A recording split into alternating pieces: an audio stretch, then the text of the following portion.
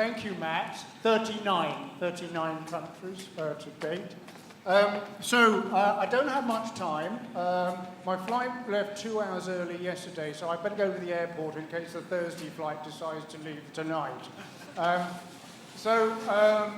going to lead a panel called Opportunities and Challenges in West Africa, and my panel, if I can ask all four of them to come up now, please, at the same time.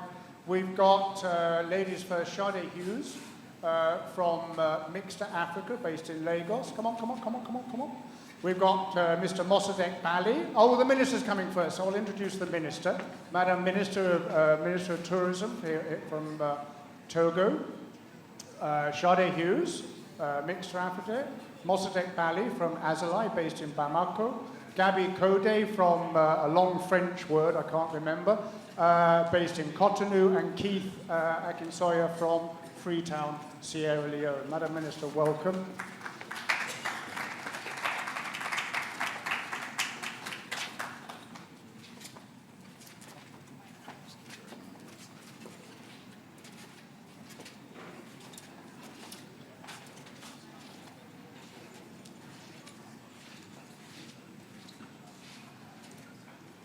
They're all looking terribly nervous and not quite sure.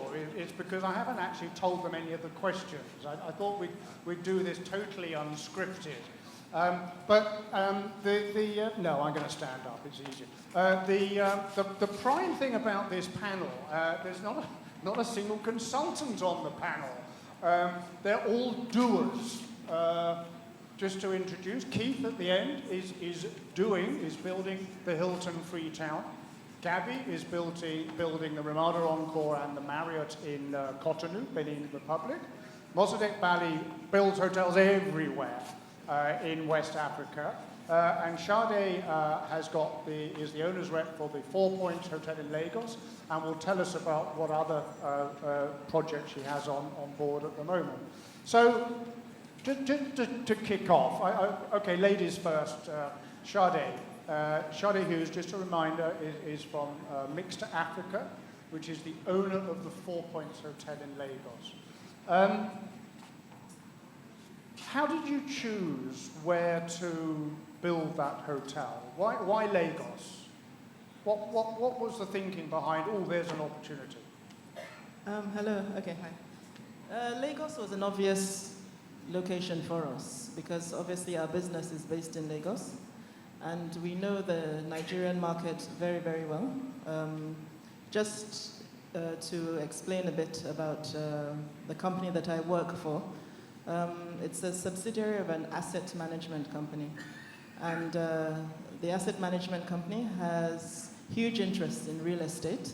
And a hotel is a special real estate asset class that quite a few of the investors, we're lucky enough to have, investors who believe very well in the company and also were interested when we introduced hotels as a special asset class.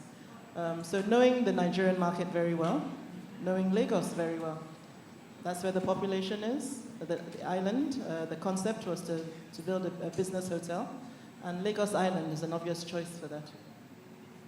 Okay, Keith, you chose, I guess, home. You're originally from Sierra Leone, so that's part of the equation. But Freetown's not everybody's cup of tea. It's a bit small compared to some of the other countries. Sierra Leone's a bit small. Why did you decide to build what is certainly one of the biggest hotels in that region? Why Freetown? Well, thank you, Trevor. As you said, I am from Sierra Leone, and we clearly saw a need for a business hotel. A need to create an environment where people can come to Sierra Leone and do business. So the hotel itself is geared to very much the business market rather than tourism. And then what we had to do was take into consideration all the constraints of the commercial marketplace, find a solution that worked for both our funders, but also ourselves, but also the government, because this, in our opinion at the time, would be the flagship hotel of Sierra Leone. Fine, but did you find when you went out to put this hotel together that people were saying, Where's that? Well, it's not interested. Yes, I mean, there are many people who didn't know where Sierra Leone was. To a certain extent, the funder marketplace that we did go to were aware of Sierra Leone. Sierra Leone's profile in the development marketplace was raised for a variety of reasons. Well, it's a profile full of civil unrest, wasn't it? Yeah, so there was money earmarked for the country, and provided you could come up with a good business case and a good team to run the development, you could make the solution happen. Gabby, similar question for you. Huge confusion between Benin, Benin, which is a country next to Nigeria, and Benin City in Nigeria. Again, when you started putting your project together, was it where? In Cotonou. This reminds me of a very funny statement. When we were signing agreements with Marriott and the file was sent to Washington for approvals, the first question that was raised in board is, who is Cotonou? Not where is Cotonou. So I always remember this statement, and it's a very good question indeed.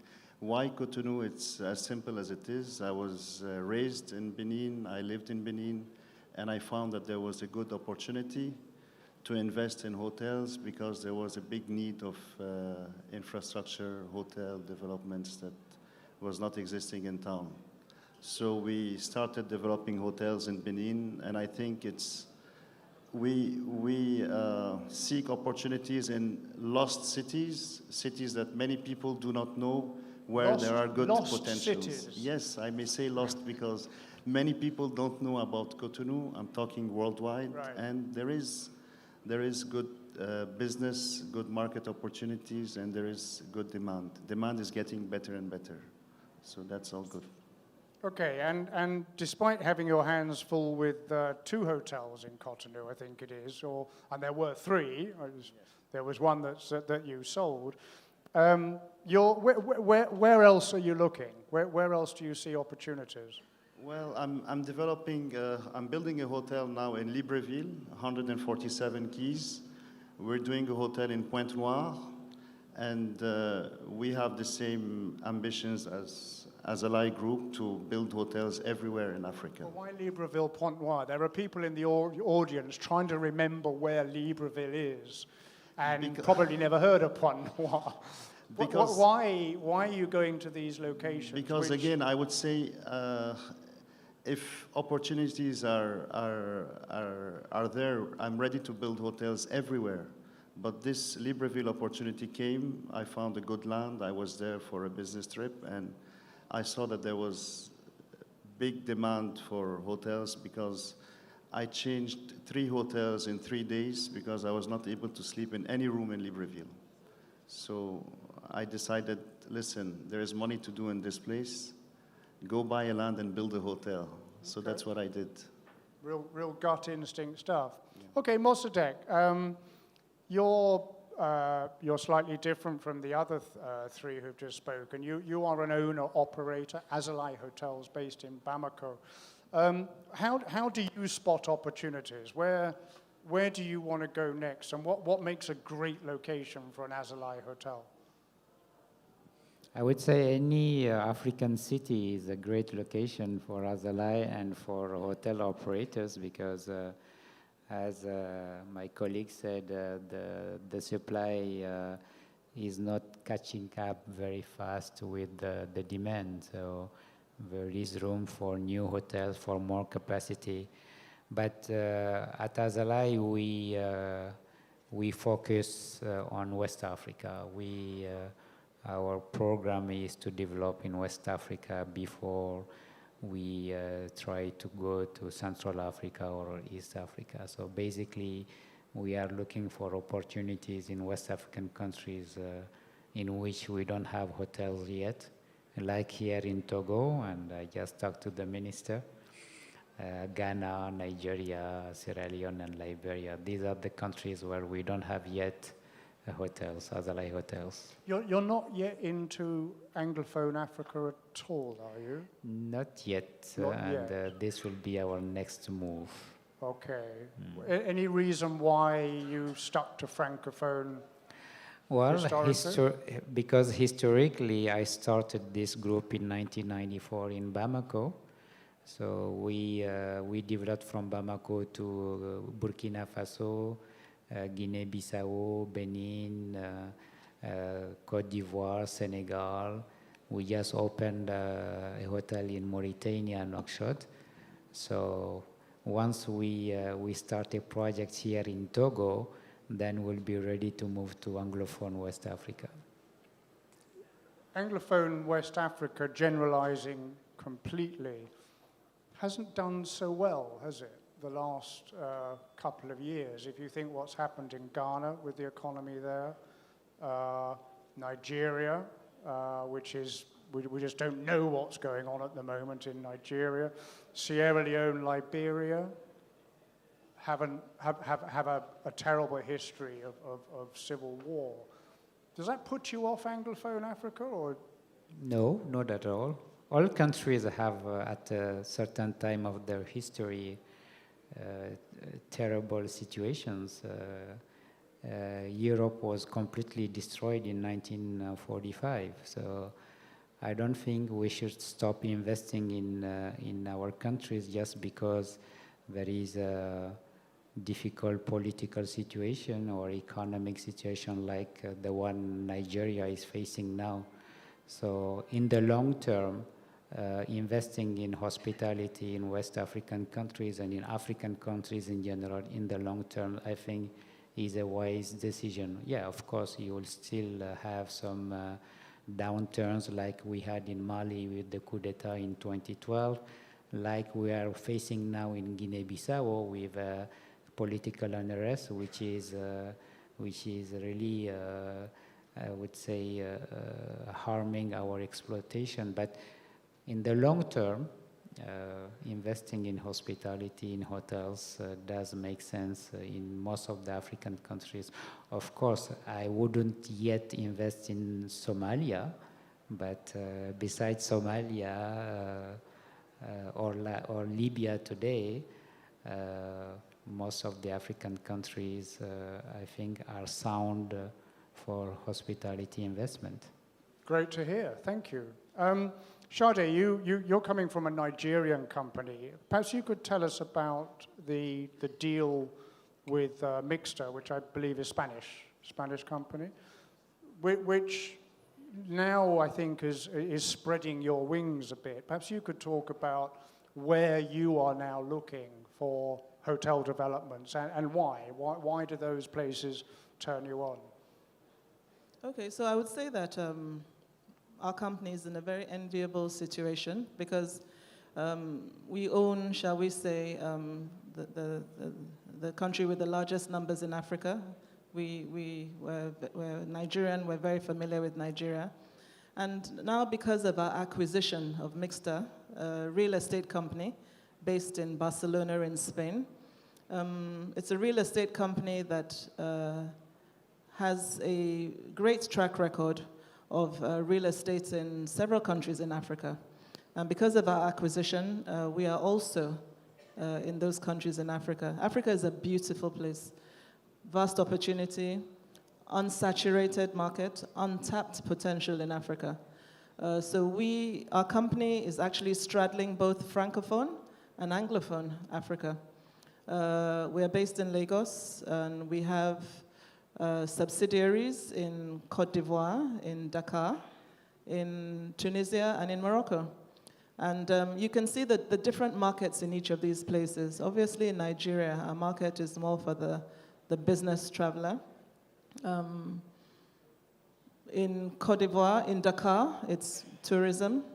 Côte d'Ivoire is a mixture of tourism and business. You know, the AFDB is now in Abidjan. Where our focus is on the major cities, in major African cities. We're not looking at the secondary cities now. In Morocco and in Tunisia, the opportunities we have there are largely tourism-driven. Morocco, a mix, actually, because the sites that we have in Morocco is more of a business hotel. It's a mixture for us, really. So we have a great pipeline of hotels, 4-star and above, upscale, luxury hotels. Yeah. So is the mixed a deal? Is that pulling you away from Nigerian deals, or do you still want to do more in Nigeria? Oh, absolutely. We have a couple of deals that we're working on in Nigeria at the moment. Right. A couple in Lagos, where right now we're developing a resort type of hotel in Lagos at the moment. At the golf course. That's right, yes. So it's like a destination, spa, sort of resort type of place. And we have on the drawing board in Lagos, we have a couple of mixed developments that we're looking at. We're looking into venturing into long stay hotel apartments in Lagos because we know that there's a huge market there. In Lagos as well, we're also looking at another business hotel, a fresh, I can't really speak much about our partners or the brands that we're engaging with right now, but Lagos is mostly the business market. In Dakar, we're looking at coming out with we have a fantastic site in Dakar, which overlooks the ocean, so we're looking there. In Abidjan, we have a fantastic, one of the most prime properties in Abidjan that we're also doing a mixed development, looking to doing a mixed development on there. Morocco and Tunisia, yeah. So we're spoiled for choice, I must say. Our challenges are not challenges of pipeline, of sites, or of opportunities. And we see opportunities everywhere. Fantastic. Keith, took a long time, didn't it, the Hilton Freetown to actually get going, but I saw it a few months ago and lots of noise and lots of work on site. So I guess that project's got its own momentum now. What next? Where next? Well, I think one of the key things is always to learn from the process. So for us and our team, we have spent a lot of time learning what happened well. Opportunities are wonderful. In the UK, where I've done developments, you can almost press a button and it happens. In Africa, there are challenges. You need to start to understand what it is that attracts people to whatever you're doing. 2, there's the infrastructure, whether or not it's health, whether or not it's utilities, whether or not it's social fabric. Understanding how all these things which are not seen work towards making sure your hotel or your development works. And then thirdly, you need to communicate. Loosely speaking, you need to market what it is you're doing. Many people hadn't heard of Sierra Leone before. So the fact that we were able to get a branded hotel into the capital, we're able to communicate what it is this branded hotel means for the capital, and hopefully using the strength of the brand, we can attract people to the development. We believe all these things will help make the development itself a success.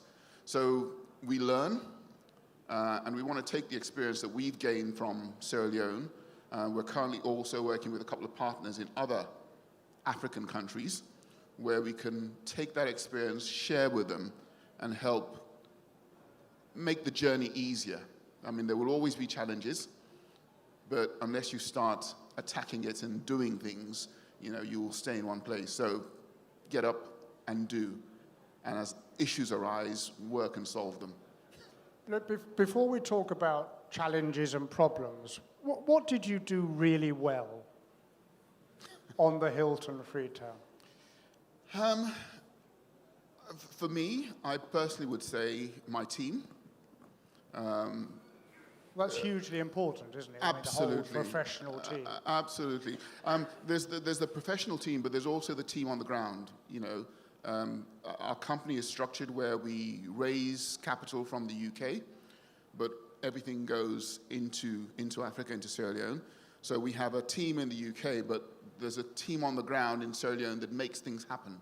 You know, you import things. Someone needs to facilitate and make sure, you know, that things aren't held up in the ports. You need to manage your stakeholders, whether or not it's the government, whether or not it's the community. Your team on the ground does all of that. So there's the team, there's the professional team, there's the investor team.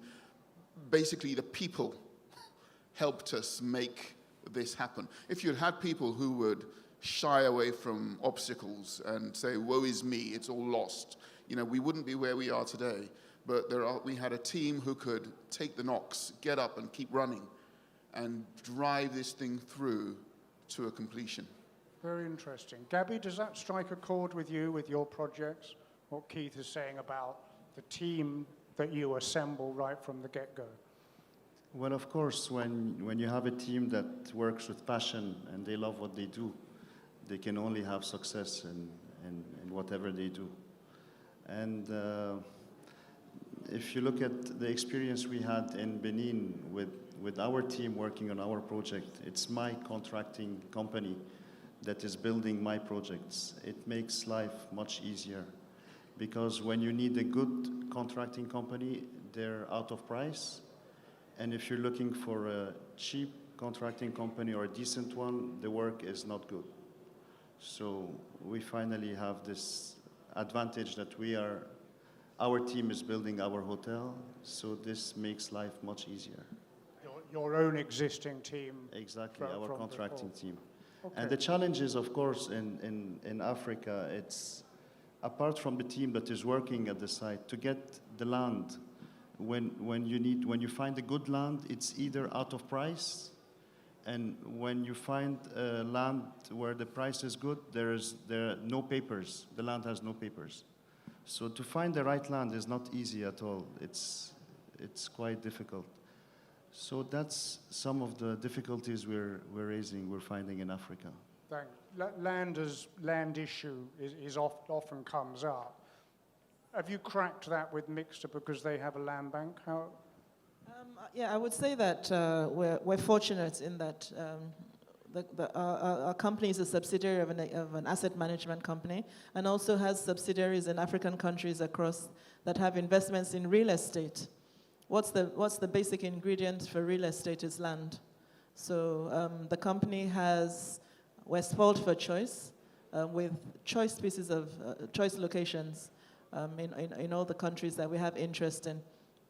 I mean, it's the constraint really. It's for us. It's not for lack of opportunity. The only constraint is the constraint of we have to be focused so that we can roll out, develop, operate hotels. But there's opportunities all over the place. Yeah. Let's talk about operations. Keith has engaged Hilton. Gabby's engaged Marriott. In your first hotel, you've engaged 4 Points. Mossadegh, you know what's coming.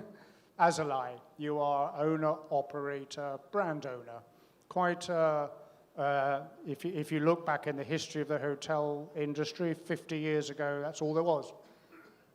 Yeah, owner operators own their own brand, and we've seen that split and split and split over the last few decades. Your owner, your operator, your brand owner. But you have done a deal with World Hotels. Perhaps you'd like to explain why you went that route and what it means to Azalai. For us, it means more distribution worldwide. That's the main reason we signed a deal with World Hotels, because we thought that we were a regional player with African brand, and we want to remain with our brand, and we want to develop with the Azalai brand.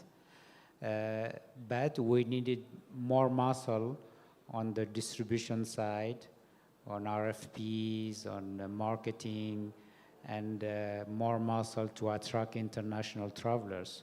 So we thought that World Hotels, which is an international consortia, could give us that muscle on the distribution side.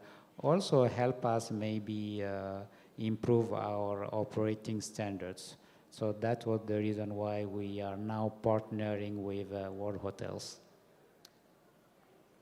Just expand on that, if you would. You had to change your operating standards? No, we don't. We don't have to change the operating standards, but we have to respect and we have to obey by certain standards that World Hotels... Quality standards? Yeah, okay. World Hotel standards. Right. So which will improve our own operating standards. Okay, so has there, apart from linking to World Hotels, has it brought any change to your company, the way you operate, run the company? No. It's a bolt-on, effectively. No. Okay. No. Working, successful? Yeah, well, it's in its infancy stage, so sure. We don't have yet enough time, enough track record, but we are quite confident that it will be a winning partnership. Okay. Last question to the four that's been speaking so far, and I have not forgotten the minister is here. We agreed that she would be responding to what the others have said. And so here's my question. Government, help or hindrance related to the projects you've been working on? Gabby, government, help or hindrance? They don't help much. Don't have much what? They don't help much. Oh, help much, I'm yes. sorry. Go on, be totally indiscreet and tell us your yes. experiences.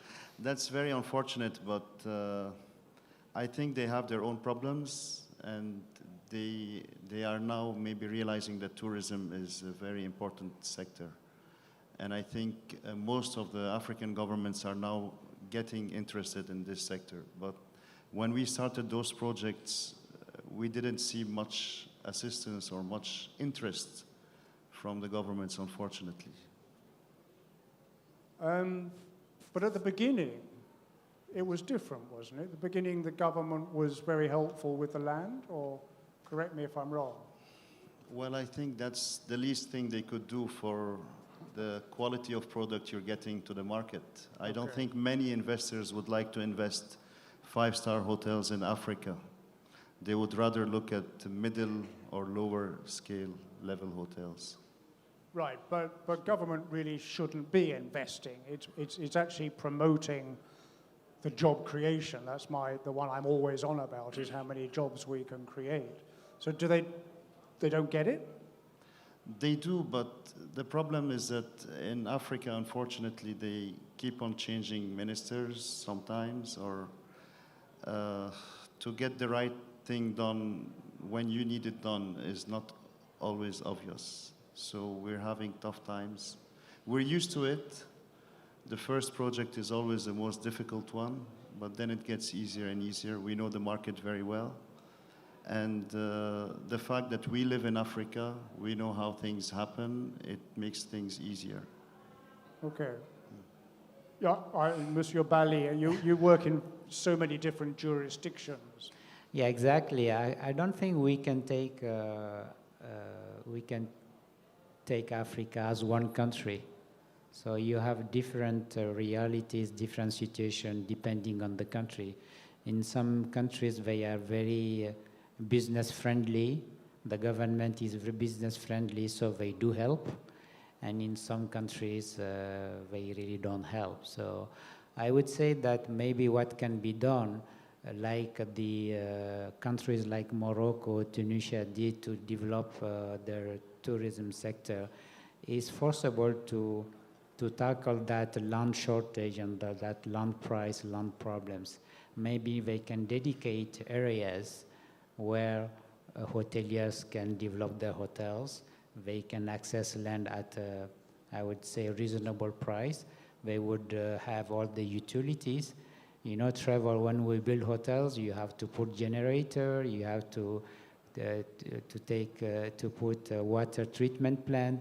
I mean, things that normally the government has to do or the municipality has to do, you do it. So, of course, then you have a budget which is much higher. So Morocco did it, Tunisia did it, and Morocco now has 10 million tourists. In 2020, they are targeting 20 million. So these are the things that our government maybe should do to make our life much easier. So I would say some countries are very business friendly and some are not. Okay, fair enough. Keith, are you able to answer this, given that Madame is in government? No comment. I think we take the view that there are two aspects of interactions with government. There's A, policy formation, and B, there's actually enacting. And both are critical. You can't do without it. Yes, sometimes it's hard, but you need to bite the bullet. And we've learned that you need to work with government, and government needs to work with you. So it is a synergy. In the end, both parties should be better off. But we've had to change our mindset to be positive, to know that there is a solution out there, and to find it. Change your mindset from what? Change our mindset to the fact that you have to work with the government to create an environment within which your business can flourish. And you started off thinking otherwise? You started off thinking that they were potentially more of a hindrance. Okay. And they could have thought that we were a hindrance as well. Okay. So, I think when you get to this point in time when you can both realize that you both need each other, and you can both realize that you need to end up with a solution that works for the greater good of all, you are then more able to allow them to create policies or revise policies to help you, but also to enact them. For example, duty waivers.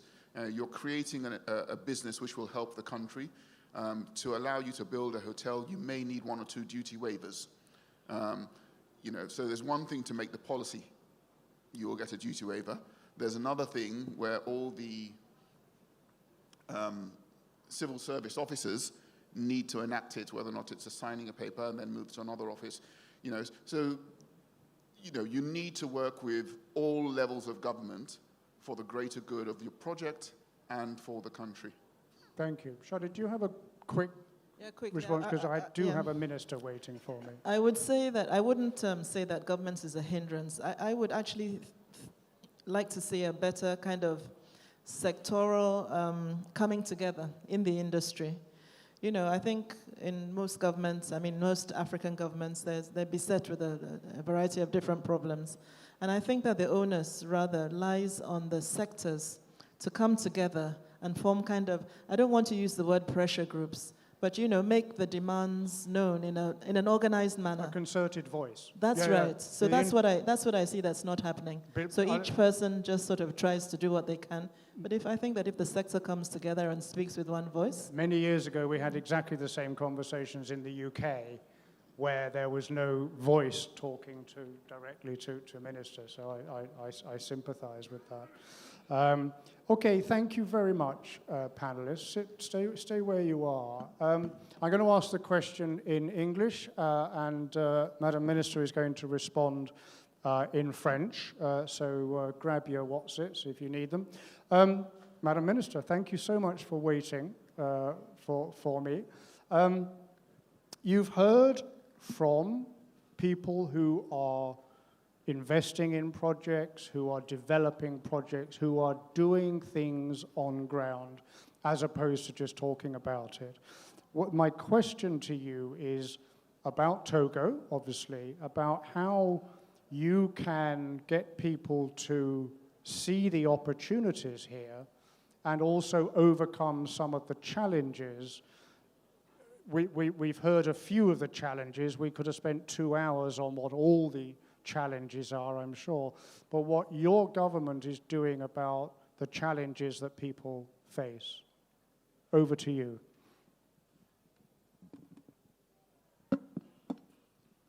Merci beaucoup. Merci à tous les panélistes. J'ai écouté avec attention toutes les interventions et je pense que les investisseurs privés ont toujours raison et le gouvernement aussi a raison parce que chacun a ses objectifs et le gouvernement, de la part du gouvernement, nous avons l'obligation d'améliorer le climat des affaires. Nous avons l'obligation de prendre toutes les dispositions pour faciliter les affaires, que ce soit dans le tourisme, l'hôtellerie ou autre. Et pour ce qui est du Togo, aujourd'hui, je peux dire que le gouvernement a identifié le tourisme comme étant un secteur prioritaire. En ce sens, nous avons beaucoup d'opportunités actuellement au Togo et c'est pour ça qu'il y a un nouveau code des investissements qui a été élaboré. Et dans ce code, il y a beaucoup de facilités douanières comme fiscales qui ont été mises dans ce code. Donc aujourd'hui, un investisseur qui arrive, que ce soit dans le tourisme ou dans les affaires en général, a la possibilité d'avoir des facilités au niveau de la douane, des réductions ou même des exonérations de TVA et de l'impôt sur les bénéfices. Ensuite, par rapport au montant d'investissement, également à la fin de l'année, l'investisseur a la possibilité d'avoir une réduction d'impôt sur les bénéfices en fonction du montant d'investissement qu'il aura injecté dans ses affaires. Et je pourrais aussi dire que le gouvernement a l'obligation d'améliorer les infrastructures parce que quand on fait les affaires, il faut qu'on ait de bonnes routes. Et aujourd'hui, le Togo a cet avantage d'avoir un port en eau profonde qui fait que beaucoup de commerçants, et même que ce soit du Togo ou des pays enclavés, passent par le Togo pour aller dans ces pays. Donc, c'est pour dire que le terrain touristique et hôtelier est vierge aujourd'hui et offre beaucoup d'opportunités pour les investisseurs que vous êtes. Et je voudrais aussi dire que l'investisseur a besoin d'une certaine sécurité de ses investissements. Et aujourd'hui, au Togo, nous avons des structures qui permettent à l'investisseur d'être rassuré. En cas de problème, au lieu d'aller au tribunal où son affaire peut prendre du temps pour être résolue, nous avons la Cour d'arbitrage du Togo qui est constituée de professionnels en réduit. Ils sont vraiment réduits. C'est des personnes vraiment qui sont, et quand on les saisit, ils sont là uniquement, ils vont traiter le dossier sans être obligés d'aller au tribunal. Donc ça rassure quand même l'investisseur qui se dit qu'au lieu de perdre du temps au tribunal, il peut aller saisir cette cour-là qui est à la disposition de ces investisseurs. Donc aujourd'hui, pour résumer, je peux dire que le Togo offre, non seulement on a beaucoup de potentialités dans le domaine touristique, que ce soit à Lomé avec le littoral, que ce soit à l'intérieur où nous avons l'écotourisme, nous avons des parcs animaliers et tout. Nous avons également des gens qui s'investissent dans les tours opérateurs pour ramener les touristes au Togo. Donc pour tout cela, nous avons vraiment besoin de vous, les investisseurs, dans le tourisme, dans l'hôtellerie. Et je peux vous assurer qu'au niveau du gouvernement, du moins au niveau de mon département, je disais tout à l'heure au PDG de Azalaï, où il disait qu'il veut venir au Togo, je lui disais tout à l'heure qu'il peut être rassuré qu'il a une oreille attentive et que la porte est déjà ouverte pour son projet. Donc, nous sommes ouverts. Le gouvernement est vraiment ouvert et a beaucoup de facilités à offrir, a beaucoup de potentialités à offrir. Je crois que d'ici demain, nous avons prévu un projet pour vous montrer tout ce que nous pouvons faire, du moins à Lomé, dans le domaine du tourisme et de l'hôtellerie. J'espère que j'ai répondu un peu à la question du modérateur, mais je peux encore répondre à d'autres questions. Mais je voulais quand même finir pour dire qu'il y a la corruption aussi qu'il faut combattre. Et le gouvernement au Togo prend des dispositions également pour, je ne vais pas dire supprimer, mais au moins atténuer ce genre de choses. Et c'est vraiment un souci, un souci important pour le gouvernement de réduire la corruption pour que l'investisseur qui vient soit rassuré que son investissement ne va pas rencontrer de problème. Merci.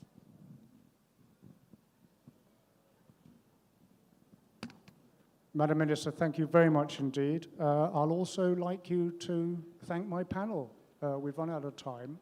Thank the panel very much indeed for their contributions.